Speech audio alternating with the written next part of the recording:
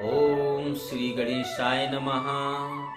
अक्षरी नदी कथा में प्रस्तुत है वैन गंगा, जिन्हें वेणु गंगा प्राणहिता के नाम से जाना गया, की अर्चना, उनकी वंदना, उनकी कथा।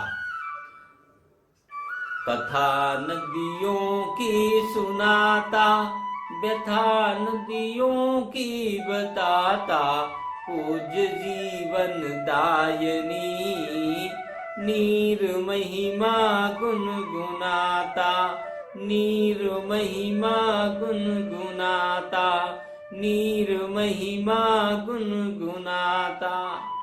जल जमीन जंगल की सुरक्षा, बच्चों का हो सुंदर कल, धरती पर प्यासा रहे न कोई, सबको मिले सुरक्षित जल।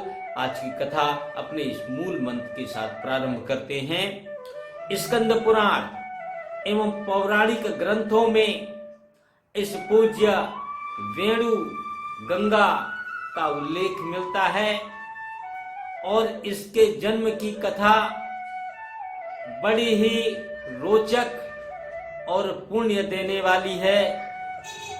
भंडक देश में स्थित भंडारा नगर में धर्मात्मा प्रजावत्सल वैन नामक राजा राज करते थे। उन्हें अनेक सिद्धियां प्राप्त थी। नियम सदाचार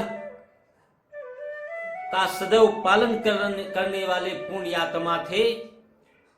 प्रातःकाल प्रतिदिन मां गंगा के दर्शन, स्नान और ध्यान करने के बाद ही अन्न जल ग्रहण करते थे। वे आकाश मार्ग से सुदूर मां गंगा के दर्शन करने के बाद ही दिनचर्या का प्रारंभ करते थे।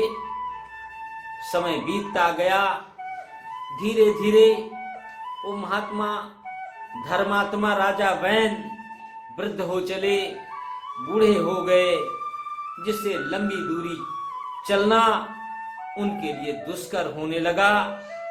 तो एक दिन मां गंगा के तट पर बैठकर मां गंगा से प्रार्थना करने लगे कि हे मां गंगा,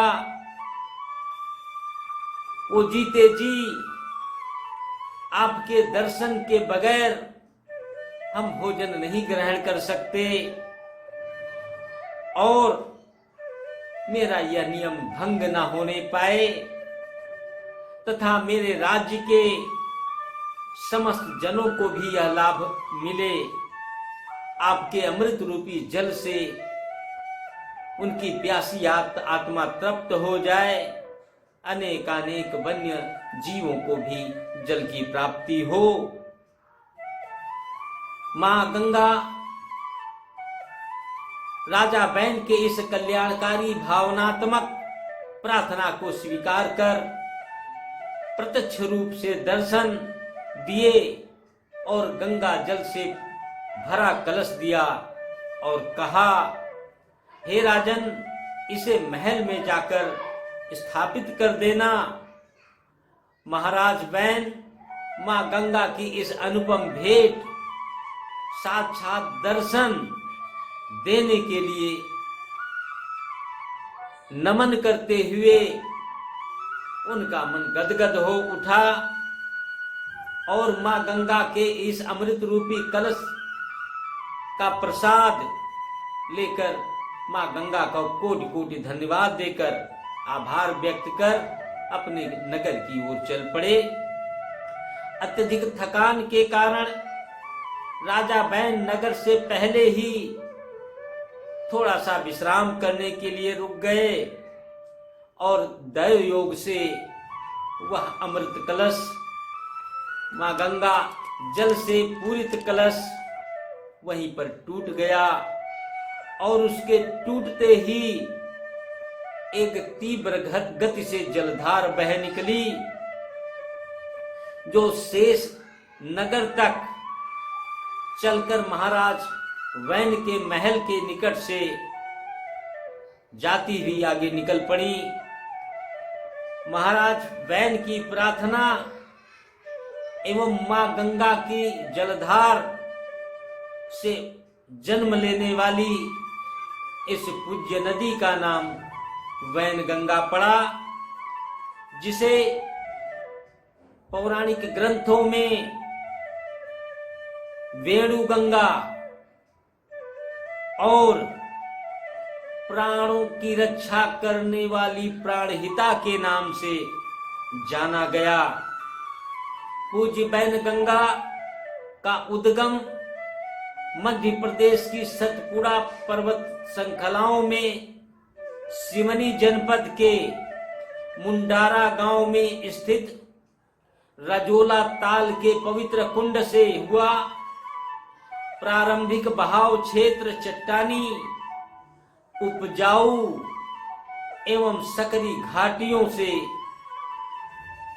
गुजरता हुआ, जीवन प्रदान करता हुआ 569 किलोमीटर की यात्रा करती हुई वर्धा नदी में संगम करती हैं। इनकी पूज्य सहायक नदियों में कन्हान, बावनथड़ी, पेंच से जल पाकर विस्तृत हो जाती हैं। अपने उद्गम स्थान से निकलकर बड़ोल छपारा से होते हुए भीमगढ़ पहुंचती हैं, जहां पर भीमगढ़ संजय सरोवर, जिस पर कि एशिया का सबसे बड़ा मिट्टी का बांध है, अपनी अपार जल निधि को इस सरोवर में सुरक्षित रख करके आगे बढ़ती हैं। मझगवां, केवलारी, बालाघाट, गोदिया तथा चांदा जिलों के विशाल भूभाग को सिंचित करती हुई, जन्म प्रदान करती हुई, अन्न धन उगाने वाली देवी स्वरूपा के रूप में जानी गई। इस नदी के तटों और नदी को रुडयार्ड किपलिंग ने द जंगल बुक और द सेकंड जंगल बुक 1894-95 में उपयोग किया था, जिसे एक सीरियल के माध्यम से दिखाया गया और उसका एक गीत बच्चे, बूढ़े, युवा सबकी जुबां पे था। जंगल जंगल बात चली है, पता चला है, चड्ढी पहन के फूल खिला है, जिसका मुख्य किरदार मोगली था, जो सारे विश्व में चर्चित हुआ। और कुछ लोगों का मानना है कि यह मुख्य किरदार मोगली सिवनी जिले के अमोदा गढ़ में पाया गया था। इस पूज्य नदी के तटीय क्षेत्र वन संपदा से पूर्ण थे, जिनमें बाघ, तेंदुआ और भालुओं की काफी संख्या थी। इसकी हरियाली, जल की उपलब्धता के कारण ही ब्रिटिश सरकार ने 1933 में कान्हा को अभयारण्य के तौर पर स्थापित किया, जिसे आजादी के बाद भारत सरकार ने 1955 में कान्हा राष्ट्रीय उद्यान स्थापित किया। यहाँ अनेक पशु पक्षी, जिसमें विलुप्त हो चुके बारहसिंघा की कुछ प्रजातियां, काला हिरन, चीतल, बाघ के साथ ही साथ 300 रंग बिरंगी चहचहाने वाली पक्षियों की प्रजातियां पाई जाती हैं। और कान्हा एशिया के सबसे सुरम्य, रमणीय वन्य स्थानों में से एक है और यह मध्य प्रदेश का गौरव है।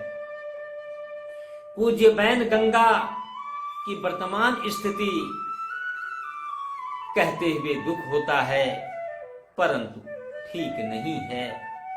असंख्य जीवों की प्यास बुझाने वाली, हरी भरी वादियों की पोषक, कान्हा वन क्षेत्रों की जननी आज प्रदूषण की चोट से बच नहीं सकी।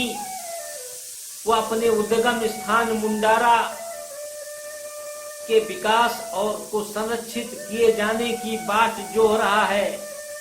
आमजन और प्रशासन की उपेक्षा के कारण पूज्य नदी आज संकट के दौर से गुजर रही हैं। आइए अपनी नदियों के प्रदूषण मुक्त रखने के लिए बार बार विचार करें। हम स्वयं स्वनियुक्त सेवक के रूप में और एक जल दूत के रूप में दिन रात चिंतन कर, अथक परिश्रम कर देश की पूज्य नदियों की व्यथा और उनकी गाथा आप सबकी अदालत में रखने का प्रयास कर रहे हैं, जिसका न्याय और फैसला आप सबके हाथ है। आइए अपनी इन पूज्य नदियों के संरक्षण, प्रदूषण मुक्त रखने की तैयारी करें, संकल्प लें, ताकि ये अनंत काल तक अपने अमृत रूपी जल से क्षेत्र को हरा भरा और वर्तमान व भविष्य की पीढ़ियों को खुशहाल बनाती रहें। बहुत बहुत धन्यवाद।